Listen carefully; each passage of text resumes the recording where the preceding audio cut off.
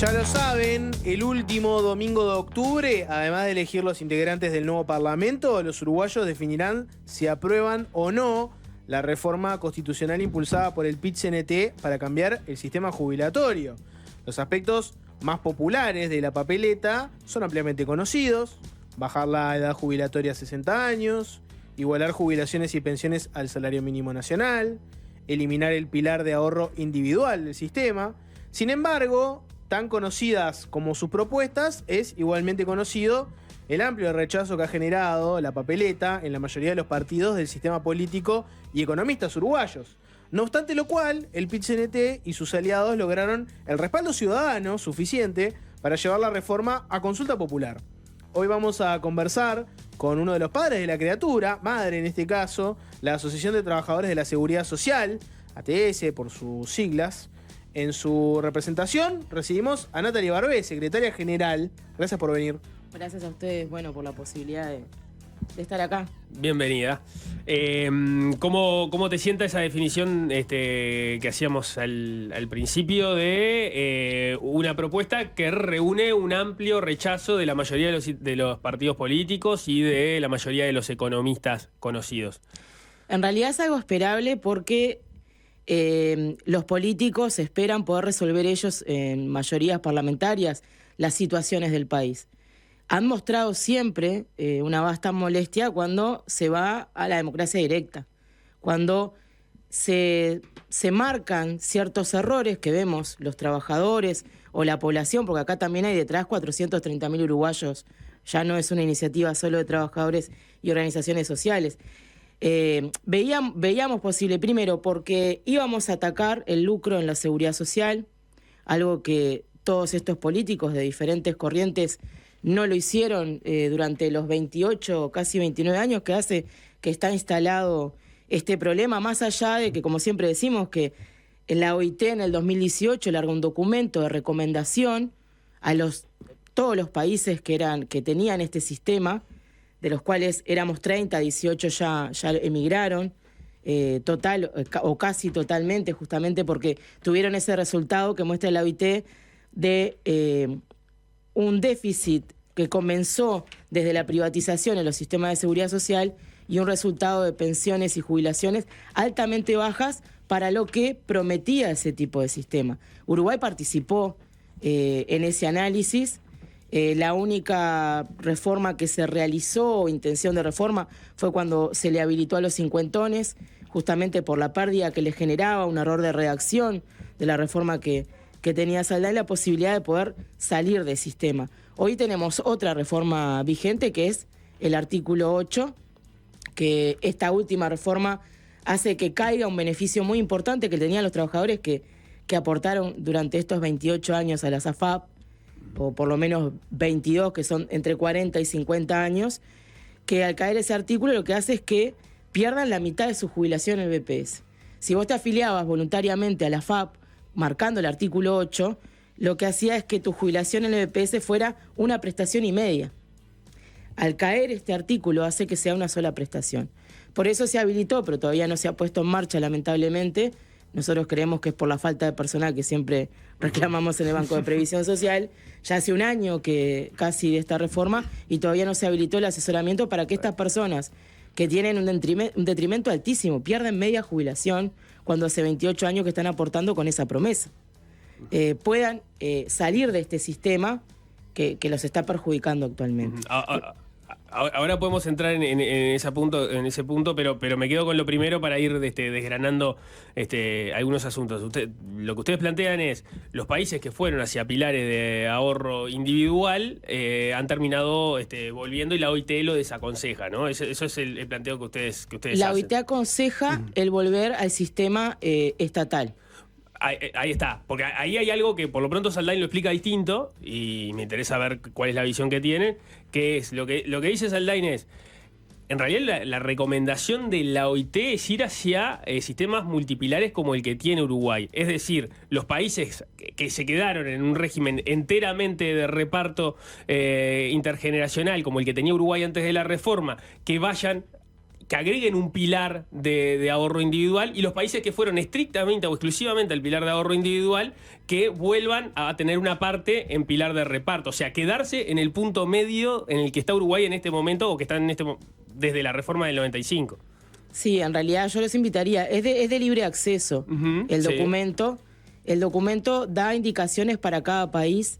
En nuestro país habla justamente de cómo aumentaron los costos de administración del Estado, de un 6% a un 18%, la baja altísima que hubo en la remuneración de pensiones y jubilaciones, el déficit que creó el sistema. Yo creo que son números que cualquier ciudadano puede entender perfectamente. A mí... Claro, pero no plantea que Uruguay deba atravesar un cambio de diseño como el que tenía, o como el que tiene. Lo plantea a través del diálogo social. ¿Ah? Nosotros justamente no esperamos al diálogo social porque creo que los tiempos de diálogo social ya pasaron. Tenemos una reforma que afecta muchísimo más al trabajador, no solamente por el aumento de la edad jubilatoria, que nos parece que en un país donde ayer, por ejemplo, hablaba con los trabajadores del transporte, que nos decía es imposible para nosotros seguir trabajando sentados en el medio de transporte con más de 60 años, incluso a los 50. Ya les empiezan a dar el carnet que los habilita a trabajar por un año. Entonces, más allá de eso, hay un problema sustancial, por ejemplo, como las jubilaciones por imposibilidad física, que este sistema nuevo, esta reforma, lo que hace es, bueno, aumento 5 años más. Estadísticamente, al aumentar 5 años más, hace que las personas tengan más lesiones y haya un porcentaje altísimo de posibilidades de que se jubilen por imposibilidad física. Entonces, ¿qué hago? Bajo la tasa de imposibilidad física. De esa forma ha sido dañado el recurso que tiene el trabajador cuando ya no puede trabajar. A tal forma que, bueno, yo te aumento la edad jubilatoria sin ningún tipo de sustento, porque en este país, y lo ve el INE, nosotros podemos entrar a las estadísticas, después de los 60 años un 18% mantiene el empleo. O sea que eso no sustenta una seguridad social. Y si por lo contrario yo aumento la privatización, hago que los aportes que entran a la seguridad social para ese reparto, para esa solidaridad, cada vez se vayan más de ese espectro, genero cada vez más déficit. Si nosotros hacemos un cálculo mínimo, nosotros por año transferimos 1.500 millones de dólares a las AFAP. ¿Ah? El Estado en el último año nos asistió con 500 millones de dólares. Al Banco de Previsión Social estoy hablando, ¿no? Porque ha asistido... Ahora, esos 1.500 millones de dólares, una parte obviamente son las comisiones de las AFAPs y lo que se paga por concepto de No, seguro. Los 1.500 son aporte de los trabajadores. Ese 7,5 que el BPS recauda, claro, y lo transfieren. Ahí no hay renta. Ahí va, pero eso no es para las AFAPs. Eso en realidad es para el ahorro individual de cada una de las personas, a partir de lo cual eventualmente se haría, cuando esa persona se jubile, se hace el cálculo de cuánto le va a corresponder recibir como parte de la pasividad por las AFAPs, por lo que fueron ahorrando a lo largo de su vida laboral. No es dinero de las AFAPs. Ese dinero en principio es para utilizarse en negocio, porque la FAP, sí, está bien. El trabajo que tiene la FAP es recibir los aportes que le transfiere el Banco de Previsión Social, esa parte del trabajador, el 7,5, invertirlo, sacar rentabilidad, y en su momento, cuando la persona se va a jubilar, lo que tiene ahorrado, luego que le desconté casi un 23% de todos sus ahorros, que después también me gustaría aclarar el tema del seguro de vida, que lo escuché hoy de mañana, le transfiero ese dinero al Banco de Seguro del Estado, ahí termina mi trabajo como AFAP. Mi trabajo como AFAP es recibir los aportes, invertirlos, sacar rentabilidad, mantener ese ahorro individual, que aclaremos algo. El ahorro individual le da sustento y le da ganancia solamente a los trabajadores que tienen un sueldo mayor a 200.000 pesos y que mantienen una estabilidad laboral continua. Si una persona está desempleada no le sirve, si una persona cambia de sueldo normalmente, de repente en un empleo gana 20, a los 10 años agarra otro empleo que gana 50, el ahorro individual no le sirve. Y está comprobado que para quienes ganan menos de 70.000 es nefasto el ahorro individual. No sirve el ahorro individual en este país.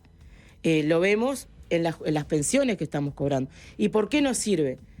Porque, y lo demuestran los cincuentones, por algo las personas hasta pagaron para salir. Porque al volver 100% sus aportes al Banco de Previsión Social, su jubilación era mucho mayor que la que cobraba por el BPS y la que iba a cobrar por la FAP. ¿Por qué? Porque si tú estuvieras 100% por el BPS, que es a lo que nosotros apuntamos, es volver a lo que existía antes del 96. Sí. Sacar la privatización, pero hay que hablar, la FAP es privatización en un ente del Estado. Es una parte de las jubilaciones privadas. Volver al 100% estatal, la persona recibe una jubilación mejor. Y también si se enferma, se le brinda una jubilación por imposibilidad física. Y también si se queda hasta hoy sin trabajo con 57 años, se le daba un subsidio transitorio hasta los 60 porque se entendía que no iba a conseguir trabajo. Hoy eso se cambió a los 63 porque se aumentó la jubilatoria a los 65. Algo mágico pasó, que a los 57 no conseguías trabajo, pero ahora el problema es a los 63. Más allá de eso, el BPS te da jubilación por imposibilidad física, te da subsidio transitorio, pero no te cobra ningún seguro de vida. No te saca un 16,6% de tus aportes todos los meses para poder brindarte ese beneficio. En este caso, entramos de a poco en la discusión a propósito del financiamiento. O sea, la lógica en la que, digamos, vos decís, los cincuentones es el caso que demuestra que las AFAPs pagan poco porque les sirvió basarse al régimen anterior en lugar de seguir... Incluso pagando. Incluso pagando porque se les descontaba un 10%. Ahora, en realidad, en general, los cambios se hacen justamente por presiones de sostenibilidad del sistema, entonces hay una lógica implícita de que de algún lugar, digamos, alguien va a terminar perdiendo. Ahí, ¿no? O sea, digamos, todos perdimos. Yo que no soy cincuentón, que soy más chico, y seguramente vos también, terminamos recibiendo jubilaciones peores a la previa del cambio de sistema. Eso está implícito en la discusión, ¿no? Porque si no, no se haría el cambio. Lo que llevó el cambio de régimen, y ahí me interesa ver tu visión al respecto, pues hay una discusión sobre el pilar de ahorro individual y otra cosa es sobre el lucro en el ahorro individual, o sea, la forma que adquirió el ahorro individual en nuestro país, que es el de las AFAPs. La lógica del pilar de ahorro individual implica que el BPS paga mejor, simplifiquémoslo así, entonces te paga hasta determinado monto y quienes ganan más de ese monto empiezan a pagar a una caja de ahorros que en el futuro me va a complementar la jubilación. Entonces, las AFAPs en todo caso perjudican a quienes tienen un nivel salarial. No estamos hablando de la clase alta, pero por lo menos es la clase media, no es necesariamente los que menos ganan, porque sí. en su momento cuando se instrumentó eso, lo que implicaba es, bueno, yo te aseguro un grado de cobertura y después te bancás vos con tus ahorros, ¿no? Sobre esa idea, ¿ustedes están a favor o no lo ven de la misma forma? Te lo voy a explicar clarito. Hay una parte de los detractores que están en contra de la eliminación total del lucro.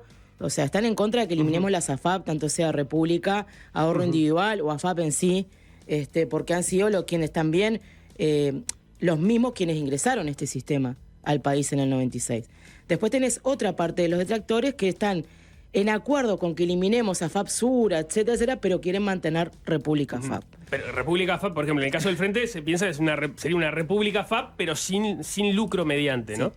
Yo voy a mantener un sistema, explicarte por qué porque esto, cuando nosotros estábamos en las negociaciones de la papeleta, se nos ofreció dejar República FAP y ahí capaz que teníamos el apoyo, un apoyo mucho más amplio. ¿Por qué no? Porque ese ahorro individual, y vos bien lo decías, le sirve a las personas que ganan más de 256.000 pesos en este país.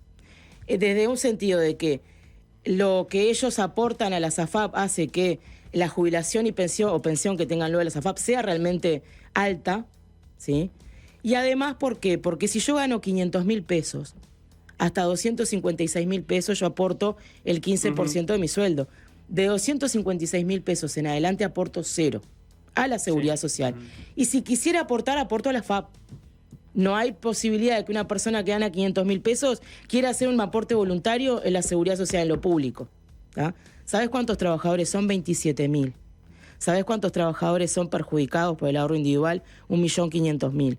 Entonces, cuando vos pones en la balanza, me decís, quiero dejar República FAP, quiero dejar el ahorro individual.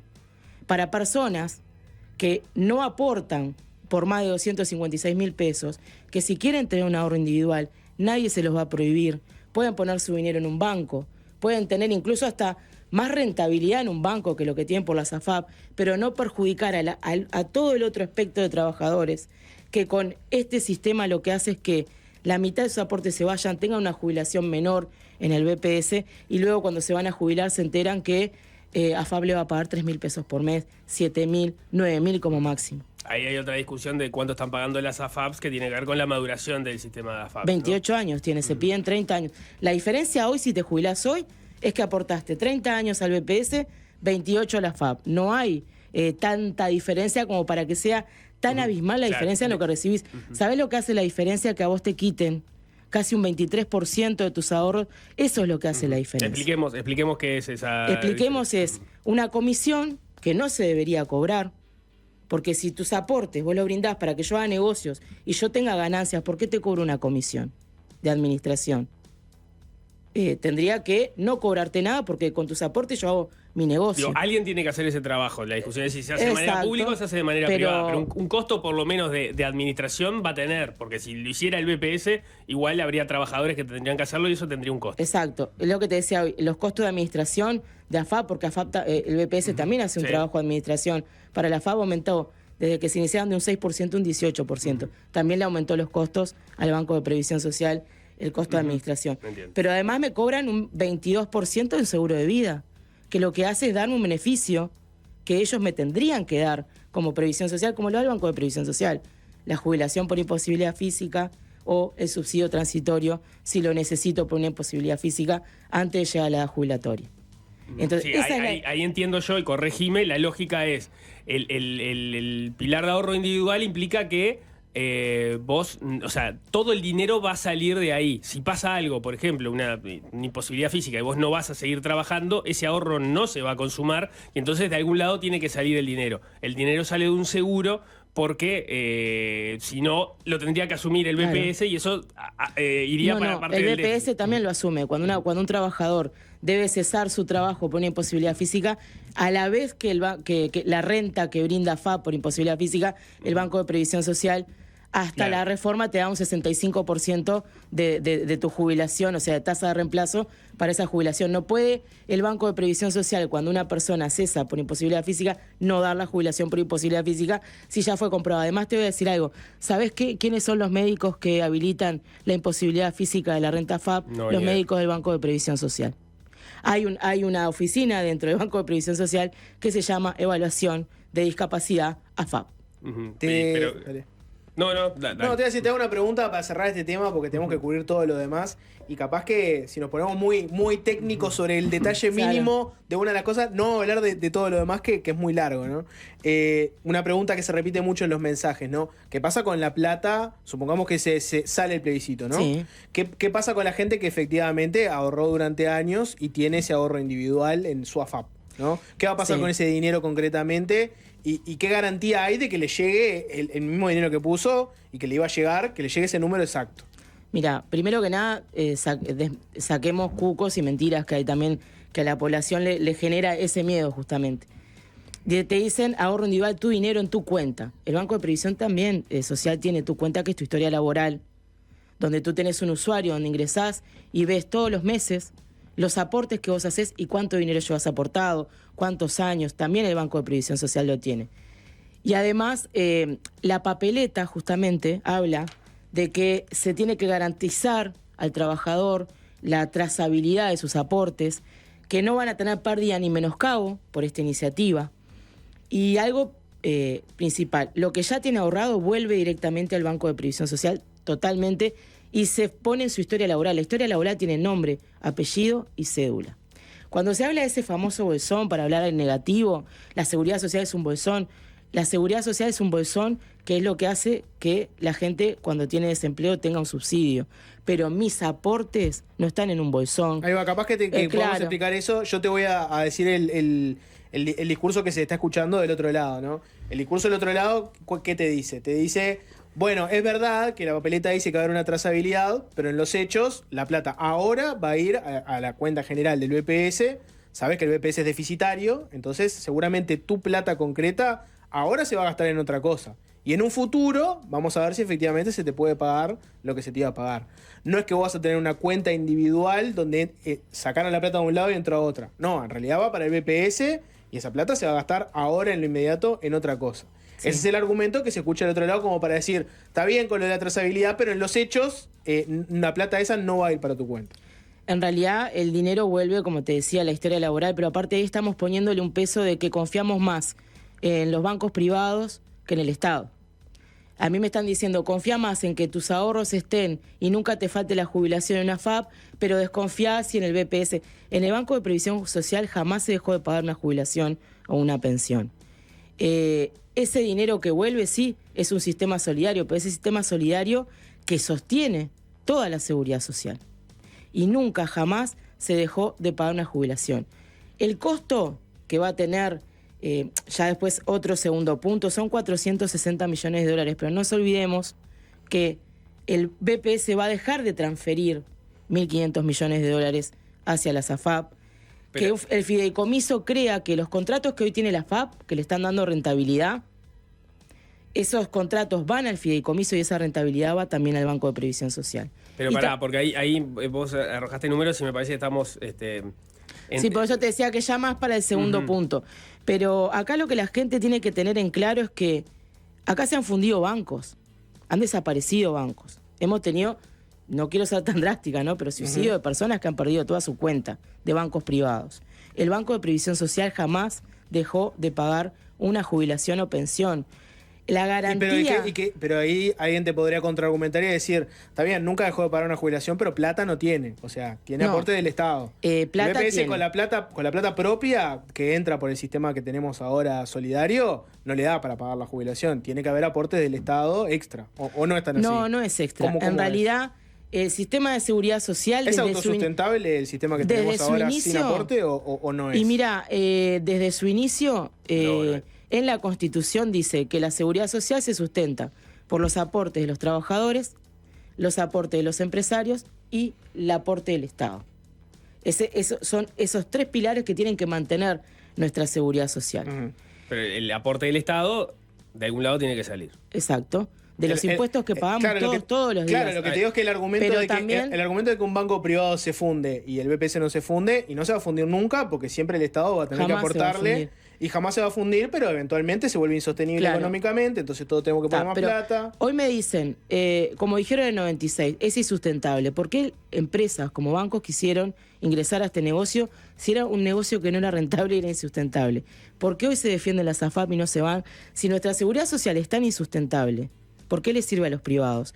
¿Por qué? ¿Por qué le sirve a las AFAPs? Decís? Exacto. Pero porque las AFAPs, por el diseño del negocio, sacan sus ganancias de las comisiones que reciben y después lo que tienen que hacer es poner el dinero en una cuenta, invertirla y con eso lo pasan a otro para que otro lo pague. Ponete en el sistema AFAP año 96. Vos vas a ingresar a un país donde te están diciendo que el sistema está colapsando porque cada vez hay más viejos que jóvenes. Vos vas a meterte en ese negocio. Porque la lógica es distinta, porque la lógica de la AFAP es por el ahorro individual, o sea, por definición no va a tener pérdidas. Porque en todo caso eso, cuando te tengo que pagar la jubilación en función de cuánto tengo, es lo que te pago, y la lógica del BPS es distinto. Te fijo cuánto pagás y eso te lo voy pagando con la plata de los que están trabajando en ese momento. Y esa es la discusión de la sostenibilidad. Sí. Digo, yo sé que vos lo tenés claro, pero lo explico. Tenemos cada vez gente más jubilados en relación a las personas que están trabajando. Si seguimos con un sistema... Tenemos casi 3 activos por un jubilado. Claro, pero esa relación se está deteriorando. Exacto, pero a lo que voy es... si yo puedo mantener... La lógica es esa, ¿no? O sea, si yo tengo cada vez más jubilados por menos gente trabajando, no hay otra forma de explicar que eso se sostiene que los que están trabajando paguen más o sacar alguna otra fuente de recaudación, empresas, etcétera, que es una discusión que se en realidad no es una fuente de recaudación, es definiciones políticas. ¿Sí? Porque lo que viene hacia el Banco de Previsión Social como asistencia del Estado es rentas generales, es lo que se recauda de los impuestos. Lo que nosotros dejamos de recaudar por exoneraciones es dinero que definimos no ingresar para poder hacer políticas sociales. Si el día de mañana el Banco de Previsión Social, pongámosles que por el plebiscito, ¿tá? Más allá de que el CIMBE cuando hace su análisis tanto para la reforma 20.130, la 1996 e incluso nuestro plebiscito, dice que esta reforma que nosotros impulsamos, el plebiscito, durante los próximos 20 años no tendría un impacto negativo diferente al que tiene la 20.130 y que tuvo la 16.713. Creo que es un punto de déficit a los 10 años. Claro, a lo que voy es, nosotros, al realizar esta reforma, sostenemos que al dejar de transferir 1.500 millones de dólares, volver el dinero de los trabajadores al sistema, por los próximos 20 años no hay problema. Tenemos 4 gobiernos para que definan políticas sociales, que no tengan que ir siempre a que el trabajador trabaje más, porque aparte, ojo con esto, hoy se aumentó a 65. La misma reforma dice que se va a rever cada 3 años. Sabemos que a nivel internacional se han aumentado a 70 años la edad jubilatoria. En este país es imposible que una persona trabaje hasta los 70 años. Bien, capaz que nos metemos con ese punto, si te parece hacemos una pausa y a la vuelta ya entramos con el tema de la edad jubilatoria, que es otra de las preguntas recurrentes que hay sobre el tema del plebiscito. Ya volvemos. Seguimos conversando con Natalie Barbé sobre el tema de la papeleta por el plebiscito de la Seguridad Social. Ya cubrimos todo el capítulo ahorro individual, hablamos de la SAFAP. Hablemos del otro gran punto sobre el que la gente se hace muchas preguntas, que es el tema de la edad jubilatoria, ¿no? Y hacemos lo mismo. Yo te voy a decir lo que se escucha del otro lado, la gente que se opone, ¿no? a esta iniciativa, y vos haceme el contrapunto y decime cuáles son las respuestas que hay ahí. Te diría que hay como 2 argumentos en contra de la propuesta para fijar en la Constitución los 60 años, ¿no? Un argumento es como más de forma y otro es como más de contenido. El de forma, el argumento sería algo así como poner esto en la Constitución es algo, por lo pronto, complicado para futuros gobiernos que pueden querer mover esa aguja de un lado o para el otro, y ahora van a estar atados de mano. En la Constitución, por lo general, ese tipo de paramétricas así no hay, no encontrás. Encontrás cosas como mucho más abstractas en la Constitución o más generales. Ese sería el argumento de forma, ¿no? Y el argumento de contenido podría ser, hoy en día, si te fijás, la gran masa trabajadora de clase media baja para abajo, en realidad ya no se están pudiendo jubilar a los 60 años. Entonces fijar a los 60... no solo no te resuelve el problema que tenés ahora, que es que la mayoría de los trabajadores de bajos ingresos ya no se pueden jubilar a los 60, sino que a futuro lo haces peor, porque en realidad no van a tener ninguna solución a su problema. Capaz que le solucionás a alguna gente de clase media alta para arriba, pero en realidad la clase baja, el trabajador, hoy ya te dice no me dan los aportes para jubilarme a los 60. Y como la última, tenés un argumento más técnico, que no sé si vale la pena mucho entrar en ese, pero está el que te puede decir, mirá, la dinámica del trabajo están cambiando.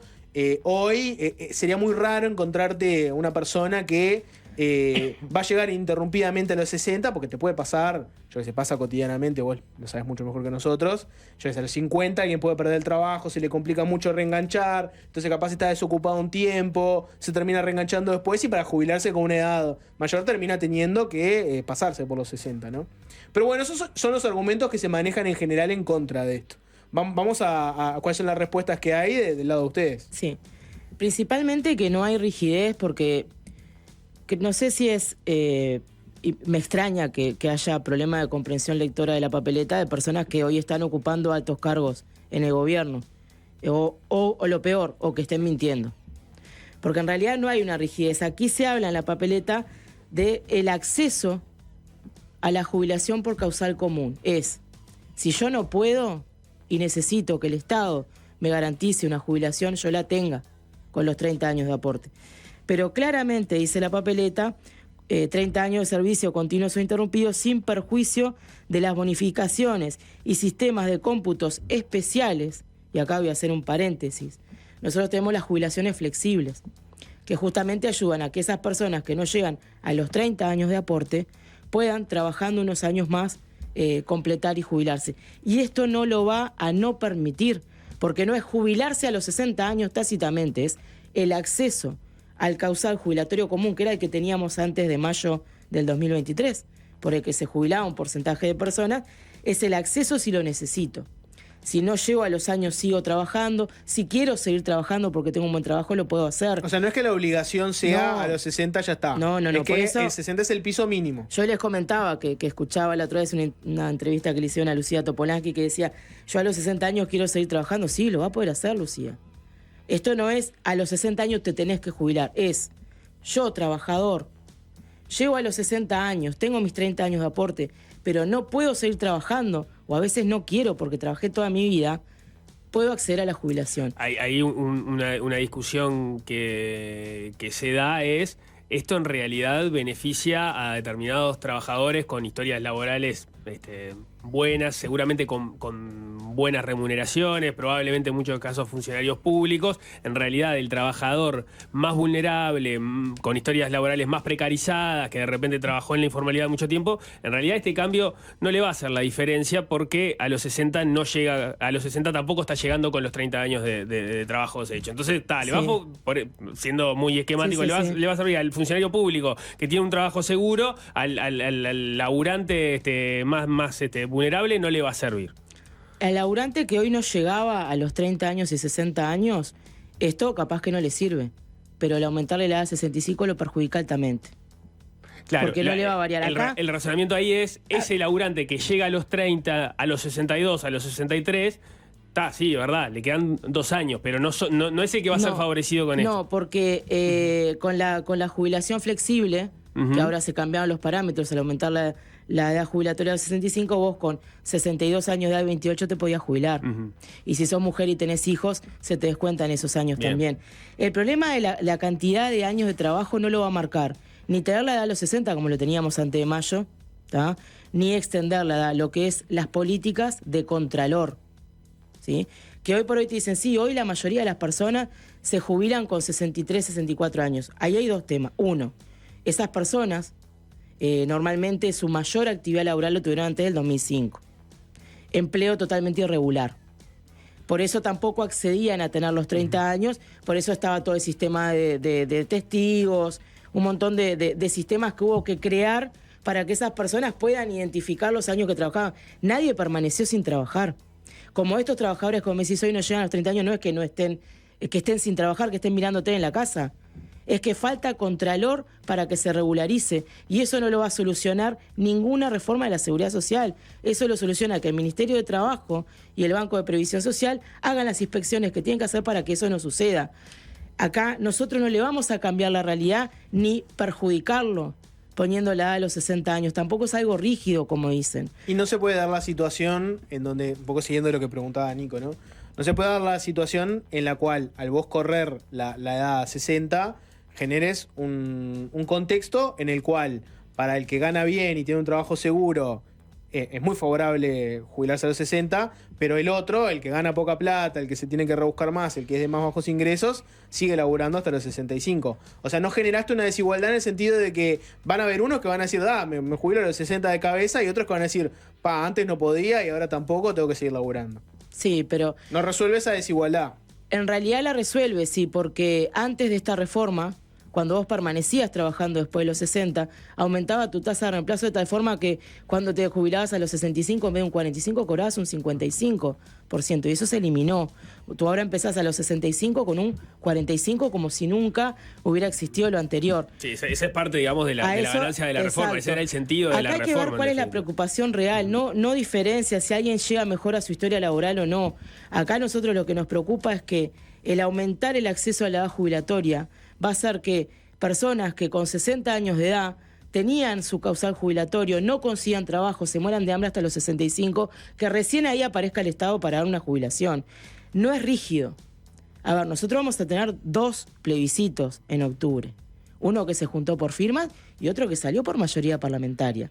O sea que si en algún momento algún gobierno decide que es necesario aumentar la jubilatoria y se dan las condiciones, puedes largar un plebiscito y consultarle al pueblo.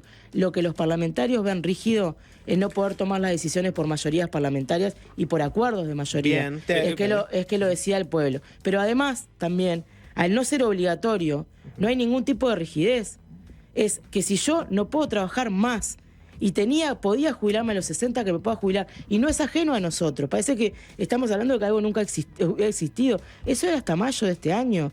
Todo lo demás, de que el gobierno incentive, como incentivaba, que hasta los 65 años terminabas ganando un 12% más de lo que era tu jubilación, se puede realizar y eso la papeleta no lo impide. El problema es que queremos sacarle responsabilidad al Estado y hacer que la jubilación sea algo cada vez menos tangible, lo que también va a generar más irregularidad. Pues yo te digo a vos, hoy le decís a un chiquilín de 25 años, yo empleador, escúchame Juan, vos te vas a jubilar dentro de 40 años, te pago la mitad en blanco y la mitad en negro, te va a decir que sí. Cuanto vos más dejás más largo es el acceso a un respaldo de jubilación, la gente lo va desestimando cada vez más, y eso es a lo que se quiere llevar no solamente acá en este país, es a nivel mundial. En el momento que yo ya no puedo producir, tengo 60, 62 años, ya no puedo trabajar más, el Estado no se hace cargo de mí, me hago yo misma cargo.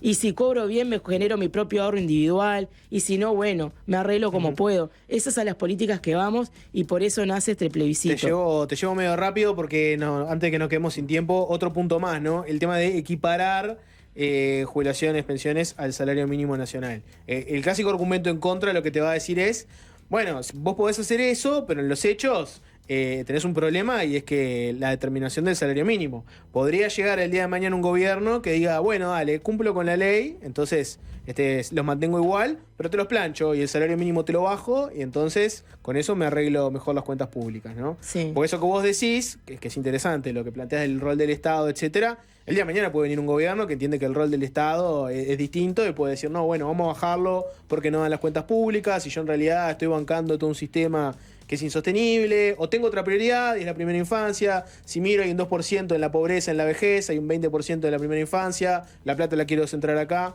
El día de mañana te puede pasar eso. ¿Cuál es el argumento con el que ustedes se defienden de que alguien les diga, che, equiparar esto no tiene sentido porque te bajo el salario mínimo y se acabó? No, lo que nosotros decimos es que es raro que políticos estén diciendo eso cuando hoy existen los consejos de salarios. Hoy la mayoría o casi todas las actividades que se dan en este país regulan su sueldo, su mínimo ingreso por el Consejo de Salarios. Y casi el 90% es más alto de lo que es el salario mínimo nacional.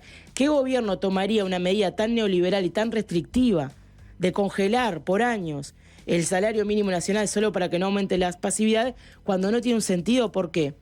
Apenas se establece el plebiscito, yo marco el piso que es nuestra intención, es que las jubilaciones y pensiones tengan un piso digno de ingresos para que el jubilado y pensionista pueda vivir, no para enriquecerse. Ni siquiera esto va a hacer que puedan vivir dignamente, pero por lo menos que levanten un poco ese índice de miseria en el que están viviendo. Al año de estar jubilado o estar pensionista, las jubilaciones, y lo dice también la papeleta, aumentan junto con los trabajadores de Administración Central por el índice medio de salario. O sea, al año la jubilación ya está arriba del salario mínimo nacional. Entonces, pero te hago una pregunta porque no entendí una cosa. Vos estás planteando que sería muy difícil que un gobierno haga esto. ¿Está lleno en el mundo de gobiernos? ¿Pero con qué sentido? Si la jubilación... Te digo que, o sea, estamos discutiendo algo que ocurre en la realidad. Hay gobiernos que llegan y dicen, no me dan las cuentas públicas. Hablemos con números. Ajuste y bajo Hablemos todo. Hablemos con números. Salario mínimo nacional hoy, 22.268. La persona se jubila, su jubilación es 2.268. Ese es el salario mínimo decretado. Inmediatamente al año la persona le sube la jubilación. Ya, por más que vos congeles el salario mínimo, no alterás en nada el número de la jubilación, porque esa jubilación sigue creciendo con los aumentos de índice medio de salario y a la misma oportunidad que los empleados públicos de administración de este país. Eso es otra forma de generar terrorismo, porque vos como gobierno, si ya manteniendo en 22.268 no cambió nada, porque ya la jubilación subió, no voy a bajarla. La referencia va a servir por única vez porque después ya va a ir a caballo. Es un piso de ingreso mínimo. Del índice. Claro, medio ¿y qué salario? gobierno que no va a incidir en ninguna jubilación porque ya la jubilación subió y pasó el mínimo, va a tomar una medida tan restrictiva que lo condene a que no lo voten nunca más cuando no va a tener ningún tipo de resultado? Si a mí ya la jubilación al año me pasó a 23.000 pesos y no 22.268, ¿de qué le sirve al gobierno congelarlo? Bueno, con esa lógica podría presionar o tratar de que los aumentos salariales sean lo menor posible para que el índice medio de salarios aumente menos, para que no pase. Que creo que no nos vamos a desayunar con esto. El salario mínimo nacional, el aumento de las jubilaciones, la equiparación, sale del contralor y la lucha de los trabajadores, no lo regalan los gobiernos. Si eso sucediera, bueno, ahora no solo vas a tener a los trabajadores en la calle reclamando, sino también a los pasivos. Pero ya te digo, eso no va a suceder porque ya van a estar en un índice más alto que aunque congelen el salario mínimo nacional, no va ni a perjudicar a los trabajadores porque existe el Consejo de Salarios, y ya ninguna de las ramas está, incluso hasta el servicio doméstico está más alto que el salario mínimo nacional, ninguna rama está ni en el salario ni por debajo, ¿tá? Porque es por ley, se maneja por consejo de salario y ahí la pelea se da sindicatos-gobierno. Y por otro lado, si la jubilación ya aumentó y ya se me despegó el salario mínimo nacional, que yo lo congelé no tiene ningún tipo de sentido. Hay un punto sobre ese aspecto, el 6 de la papeleta, y es la discusión sobre si estamos hablando de jubilaciones y pensiones o jubilados y pensionistas, ¿no? Ya lo hemos hablado en otros kioscos. La papeleta es muy clara que dice ninguna jubilación ni pensión podrá ser menor al valor del salario mínimo nacional. Ustedes, sin embargo, discursivamente hablan de que son los jubilados y los pensionistas, pero se puede dar el caso de jubilados que reciban más de una prestación y ahí entra la discusión. Si son jubilaciones y pensiones, ese jubilado que recibe más de una jubilación debería recibir entonces, supongámosle, 2 salarios mínimos si tiene 2 jubilaciones. Es lo que en el pasa mínimo. hoy, Nicolás. Si yo trabajo, me jubilo por industria y comercio, que son los que mayormente acceden a la jubilación mínima, y fallece mi esposo, a mí me dan una pensión por sobrevivencia mínima. Ya existe eso. Pero ustedes la diferencia, ¿sabes cuál va a ser la diferencia? 3.428 pesos. Pero por la cantidad de personas por la cantidad. Son jubilaciones. ¿Sabes por qué? Si yo pongo... Pero ustedes discursivamente han sido muy claros en que hablan de jubilados y pensionistas y no de jubilaciones y pensiones, que es lo que dice la papeleta. Al menos desde ATCS no. Siempre defendimos, la papeleta lo dice. Ninguna jubilación ni pensión podrá ser inferior a un salario mínimo nacional. Eso hoy existe. ¿Y sabes qué existe también? El evitar inequidades por ley. Yo, si tengo el mínimo de 18.000, como te decía, por mi jubilación y fallece mi esposo, me van a dar una pensión y también va el mínimo. Hoy existe, hoy pasa. Ese mínimo, con esta papeleta, va a cambiar a 22.268. Pero también hay leyes, y cualquiera que ingrese al Banco de Previsión Social, que hace que no se generen inequidades. Si yo como viuda gano más de 250.000 pesos por mes, no me dan la pensión por la sobrevivencia de mi marido. Entonces, la papeleta dice claramente, hay 24 meses para legislar. Sí, obviamente quienes estén cobrando el mínimo van a tener su ajuste de salario mínimo, que es lo que sucede hoy. Hoy, cuando una persona cobra 2 prestaciones, cobra 2 mínimas. Pero los cálculos en función de esa diferencia varían sustancialmente y esa discusión ha estado planteada. Nosotros mantenemos... En el debate Mieres-Andrade, por ejemplo, coincidieron en que ahí había una diferencia y que el cálculo te podía llevar o a $1.000 millones o a los 460 que hablan ustedes. Mirá, los $1.000 millones que hablan también en esa proyección que hizo el BPS también confunde lo que es la papeleta. Habla también de una retroactividad de todos los jubilados de los últimos 10 años porque estaban en el sistema, entonces eso hace como unos 500 millones de dólares. Y acá te dice, claro, es quienes estén afiliados al sistema de régimen mixto. La persona cuando se jubila sale del sistema. Todo ese 1.100 millones que dicen no es solamente si es por prestación o es por persona. El cálculo que nosotros hicimos con los economistas del Cuesta Duarte son 460 millones de dólares para las 310.000 prestaciones que se van a equiparar en el momento que se haga esta reforma. ¿Van a sacar en algún momento algún informe o documento que pueda ser base para esta discusión? Sí, se está haciendo justamente. ¿Qué pasa? Vos cuando tomás una iniciativa popular, a veces te desayunás de que también tengas que explicar de dónde tiene que salir el dinero, de dónde...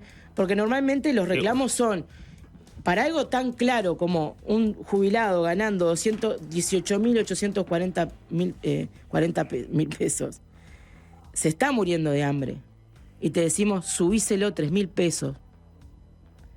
Parece hasta ilógico que tengamos que explicar nosotros por qué subiendo eso hay que ver cómo se sustenta el país al día de mañana, cuando, lo que te decía hoy, tenemos 2.100 millones de exoneración, porque se define exonerar. Pero con ese argumento yo te digo, a todos los niños que están debajo de la línea de pobreza, dale 3.000, dale 5.000 pesos, dale 10.000 pesos para sacarlos. Y se puede hacer. Pero de algún lado tiene que salir el dinero. El mismo país que define que quienes tienen más dinero y son los dueños de los medios de producción, se les exonere 2.100 millones de dólares, ese mismo país puede definir que se les exonere un poco menos y aumentar 3.000 pesos a un jubilado que está pasando hambre y sacar justamente a las infancias del hambre también. Para hacer ese razonamiento políticas. Pero para hacer ese razonamiento habría que hacerlo sí con el documento arriba de la mesa para ver. ¿A vos te parece que yo como país, como Estado, hay niños pasando hambre?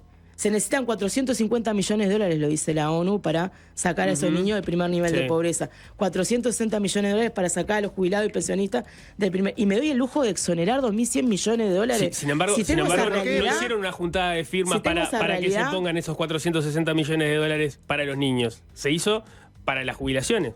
Bueno, acá donde hay 10 veces menos pobreza. Los mismos detractores. Nosotros hablamos de seguridad social. El tema de los niños es otra cancha y esto se emite por una reforma ahora. Los mismos detractores que nos salen a decir a nosotros, ¿por qué aumentar las jubilaciones y pensiones? Que es lo mismo que te digo, ¿por qué hay que elegir? Entonces yo, o salvo a los niños, si vos salís de acá y querés jubilados. comprar algo... No, salvemos a los dos. Por supuesto que sí, pero eso son políticas que lo tiene que hacer el próximo gobierno. Si te hace el lujo de exonerar 2.100 millones de dólares, date el lujo de gastar 450 en los niños, 460 en los pasivos. Pero no me vengas a decir, después de 4 años de gobierno y de otros 15, que recién hoy te desayunás de la pobreza infantil cuando yo planteo aumentarle 3.000 pesos a los jubilados y los pensionistas. Eso sí no lo puedo permitir. Cuando ya te digo, te das el lujo de mantener exoneraciones al clero, exoneraciones totales a las mutualistas de aporte a la seguridad social, exoneraciones a los institutos privados, que no son solamente colegios, sino que estamos hablando de Carrasco. Los institutos privados están... la mayoría están todos fundados. No sé cuánta plata se gasta, pero tengo que hacer una tanda igual. Instituto privado Carrasco Lounge Tennis, nos está fundiendo. No, está bien, pensé que hablabas de la educación privada. No. Hacemos una pausa, tengo que hacer una pausa, Nico. Hacemos una pausa y volvemos con un par de preguntas más y cerramos, Natalie, ¿te parece? Perfecto. Seguimos conversando con Natalie Barbey por el tema del plebiscito sobre la seguridad social. Nos quedan algunos minutos más. Cortamos en un momento muy álgido, perdón, pero tenemos que hacer una pausa. Volvemos y te pregunto una más filosófica, porque ya recorrimos la mayoría de los puntos, ¿no? Una filosófica y nos metemos en lo filosófico político. ¿No te interpela el hecho de que existe prácticamente un consenso entre los economistas de que el plebiscito es negativo? O sea, obviamente hay voces que lo defienden, ¿no? Por supuesto. Pero si vos mirás, yo qué sé, políticamente en la coalición está en contra, el Frente Amplio dejó libertad de acción, pero la mayoría de sus referentes económicos, todos están en contra del plebiscito. Sus referentes específicos de seguridad social están en contra del plebiscito. Y teniendo un panorama tan desfavorable, ¿no? En el cual vos mirás a los expertos y mirás al sistema político y casi todos están en contra, ¿no? ¿No te interpela eso? ¿No dicen en un momento, bueno, por algo será que está la mayoría de los técnicos y de los políticos están en contra? No, totalmente todo lo contrario. A mí lo que me interpela y me ayuda a seguir adelante es que la población, que es la que va a tener una definición mucho más profunda con esta iniciativa, que es el sacar un poquito de la miseria, jubilados y pensionistas, darle el acceso en un país donde no hay trabajo a que si quieren se puedan jubilar a los 60 años. Hubieron 430.000 firmas, pero porque había poco brazo justamente por la espalda que dieron algunos partidos políticos a la juntada de firmas. No me extraña que esos economistas, no son todos ni son la mayoría. Lo que nosotros vemos son economistas que pertenecen a partidos políticos que han llegado al gobierno. No son todos los economistas. Nosotros tenemos un grupo asesor bastante alto. Algunos dan su nombre, otros son perfiles más bajos, abogados, juristas y constitucionalistas que estuvieron detrás de esta reforma. Pero de economistas con la trayectoria hay pocos, ¿no? ¿Cuáles son los principales referentes Viera, económicos? Notaro, Antonio Elías, son economistas que tienen incluso más trayectoria que Paul Garibay Corba. No, lo que pasa es que los conocemos más porque a uno le dieron un puesto de ministro, el otro fue presidente del BHU. O sea, los conocemos más por los puestos que han ocupado. Pero no, los economistas de referencia del país, y entiendo que el mote de referencia es sí, si a Antonio Elías le hubieran dado un ministerio de Economía, hoy sería referencia. No quiere decir que estén menos capacitados para ver la economía y el futuro de la economía. Acá hablemos de filosofía. La filosofía no tiene técnica. Acá hay jubilados y son la mayoría. Perdón, porque ahí hay un punto que es bien importante. Yo no quiero dar nombres porque entiendo que si no están saliendo públicamente es ponerles el dedo arriba es feo, por algo no están saliendo públicamente, pero hay actores importantes, economistas importantes, que formaron parte incluso de la discusión del diálogo de la Comisión de Expertos de Seguridad Social, que pertenecen al PIT-CNT, que trabajan para el PIT-CNT o que lo asesoran o que lo representan en el Banco de Previsión Social, que no salen a hablar explícitamente a favor de la papeleta, que no salen a defenderlo por los medios, así como salieron a atacar la ley del gobierno. No saben hablar a favor porque hay un comando delante de este plebiscito, pero son los que hicieron los documentos, donde yo te estoy diciendo pero no que lo un firman gasto tampoco, no es de apareció 400, el documento firmado documento todavía. se está terminando y va para ser firmado. Yo di una charla hace muy poco con uno de los principales economistas de Cuesta Duarte en la Facultad de Humanidades. Fue conmigo a dar la charla. Hay perfiles que no son mediáticos, que no quiere decir que no sean buenos en su sistema económico. Pero además también, hablando... El documento, por ejemplo, que van a presentar, ¿es un documento que va a ser un documento del Cuesta Duarte? Un documento de comando realizado por el comando de la Cuesta campaña. Duarte. Del comando de la campaña realizado por el Cuesta Duarte. ¿Va a llevar la firma del Cuesta Duarte? Va a así llevar como la aparecen? firma de Cuesta Duarte, que parece Bien. que es un cuco que están imponiendo hace tiempo como No, que hubiera no, porque no, eso, digo, no es un cuco. Entonces, en todo caso, me siento responsable de asusar ese cuco, en el sentido de que lo he dicho mucho al aire. A mí me llama la atención que el Cuesta Duarte no haya sido Mirá, un sostén nosotros- de esta discusión más importante, cuando es un sostén muy importante de todas las discusiones El salariales. Cuesta Duarte ya nos dio un documento de Cuesta Duarte al comando, el cual el comando le está haciendo las últimas bajadas políticas, porque esto no es solamente económico y jurídico, las últimas bajadas políticas. ¿Tá? Pero es un documento que ya realizó el Cuesta Duarte, donde toma justamente la proyección actuarial del BPS, los documentos que realizaron los otros economistas, que es ese grupo asesor que está desde un comienzo con la papeleta, para hacer un resumen, se lo entrega al comando y el comando trabaja hasta la finalización. Pero eso es un documento de análisis del Cuesta Duarte y de todo lo demás. Es verdad que hay un factor político, además del técnico económico, eso me parece que Por se supuesto que entiende, sí. tiene sentido. Ahora, lo que te digo, lo que a mí me llama la atención y vos comentame por qué te parece que es, ¿no? Yo que sé, pienso en el caso de Pablo Ferreri, por ejemplo, ¿no? Que es una persona importante en la economía del Frente Amplio. Estaba en carrera con Carolina Cose, apoyándola. Sabemos que Carolina Cose tenía una postura de haber firmado. Hasta ahora no ha dado su postura si está a favor o en contra. Y yo qué sé, él vino al programa acá y sabiendo que él estaba atrás de Carolina Cose, igual vino y dio su opinión de que estaba en contra del plebiscito. Le podría haber jugado en contra políticamente, haber salido en el medio de la campaña. Del otro lado se lo usaron, no, mirá, hasta Ferreri, que asesora a Cose, dice que está en contra de ella, ¿por qué no sale? Lo que yo veo es que del Frente Amplio, más que nada, se juegan un capital político al salir a estar en contra de este plebiscito. Igual mirá que es así como hablamos del respaldo técnico, de los académicos, el establishment, también a nivel popular es jodido salir a decir, no, mirá, yo estoy en contra de esto, y decirle a todas las personas que filmaron, no, yo en realidad pienso que lo que vos firmaste es una cosa que puede ser negativa para el país, etcétera. ¿Por qué si de un lado tenés gente que arriesga tanto, del otro lado te cuesta salir a por lo menos firmar ahí, decir, no, soy el economista del Cuesta Duarte que apoya esto, hágame una nota? Pero eso de que Cuesta fue algo que se creó y que después se popularizó, que no es real. A ver, nosotros ya teníamos... No es así, nosotros ya teníamos un documento, te explico los pasos. Sí. Un documento hecho por los economistas, juristas, incluso hasta Juan Cereta en la parte, y Dick March en la parte jurista, que no era del Cuesta Duarte, que se lleva y nos sustentábamos con ese documento. Y en un momento empezó este fantasma de que ¿por qué no hay un documento de Cuesta Duarte? Ya teníamos un documento hecho por técnicos. Entonces ahora se le pide a Cuesta Duarte, justamente por todos para estos salir a temas responder. que salieron, pero no es que hasta ahora ellos no se animaron, no quisieron. La duda sobre el Cuesta Duarte fue algo porque... Al contrario, o por lo menos en mi duda periodística, ¿no? O sea, yo empezás a escuchar argumentos de muchos economistas que están en contra de la reforma y bueno, pará, vamos a escuchar la otra campana, vamos a ver los números de las personas que estuvieron trabajando en esta. Durante mucho tiempo no había nombres arriba de la mesa. Y los economistas obvios o los referentes obvios a los cuales ir a consultar no salían a hablar públicamente.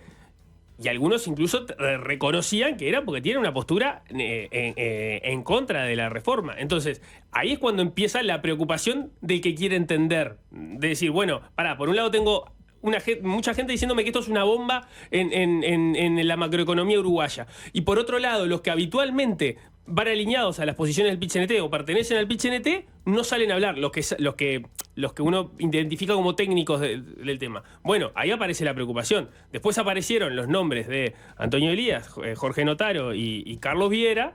Perfecto, ahí se da una primera parte de la discusión y después se empezó a hablar de un documento del Cuesta Duarte, que eso es mucho más reciente.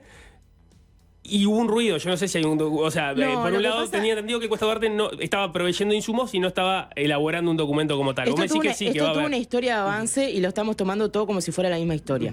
La historia de avance primero empezó con no salgo a decir que estoy en contra porque no creo que lleguen a las firmas. Y salía muy pocos con el miedo a la expropiación. Nadie hablaba de lo económico. Hagamos historia. Nadie hablaba de lo económico, ni tampoco pedía economistas detrás de la iniciativa. En diciembre, por ejemplo, apareció el informe de Simbe a propósito de eso. Que el informe de Simbe dice que este plebiscito durante los próximos 20 años no tendría un impacto negativo mayor al que genera la misma reforma. ¿Ah? Digamos, lo que dice es que a largo plazo tiene efectos muy nocivos. Lo que pasa es que vos al principio te estás trayendo una serie de activos de los ahorros de las AFAPs. Te estás trayendo un pasivo más grande, claro. Al principio, como te traes la montaña de guita, perfecto. Claro. Ahora, te estás trayendo una deuda más grande que la tenés que ir pagando. Esto es como una carrera de obstáculos. Empiezo con la expropiación, no puedo con la expropiación, empiezo con lo económico, no puedo con lo económico, empiezo con el sustento técnico y empiezo a generar fantasmas de si ciertos economistas. Esto es como una barrera de valla. Acá lo que nos está diciendo es... Vos lo ves como una barrera de valla, lo que dicen es tiene un montón de problemas, es lo que te dicen. Vos escuchaste a Delgado, Mieres, Manini, que ahora hicieron esta iniciativa de ir contra el plebiscito, que también ahí Delgado, que me extraña, si quiere ser candidato, di al disparate de que si la plata ingresa al BPS, después no sabemos qué pasa, ahí no hay control ninguno. El Banco de Previsión Social es del Estado, y los directores que va a tener el Banco de Previsión Social los va a poner él si llega presidente para ejecutar. O sea, es un disparate. Pero más allá de eso, ¿han dicho no estoy de acuerdo con aumentar las jubilaciones y pensiones? No. Han hablado de una catástrofe. Ninguno dice la verdad. Acá, si nosotros hubiéramos dejado República FAP, teníamos a la mitad del aparato político, como les gusta decir, a favor. Y si no hubiéramos tocado la FAP, capaz que ninguno se ponía en contra. Acá lo real es, ninguno de los gobiernos que han llegado hasta ahora, ni los que se postulan para adelante, han querido eliminar el lucro, más allá de ver a su costado Argentina y muchos países más, a las cuales fueron insustentables y lo tuvieron que sacar. Acá el déficit lo crearon las AFAP y ninguno la sacó, ni las quiere sacar, ni la va a querer sacar. Y la defensa es tal que nosotros, ¿cuántas veces tú tuviste en tu programa un representante de las AFAP o de los bancos defendiéndola? Nunca. Tenés ministros políticos defendiendo las AFAP. Ya ni necesitan ellos defenderse. Acá los políticos defienden el lucro en el sistema y no dicen la verdad. Nadie dice, no quiero que se aumente la jubilación y pensión porque sabe no lo vota nadie. Nadie dice, no quiero eliminar las AFAP porque para mí es un negocio. ¿Sabes por qué?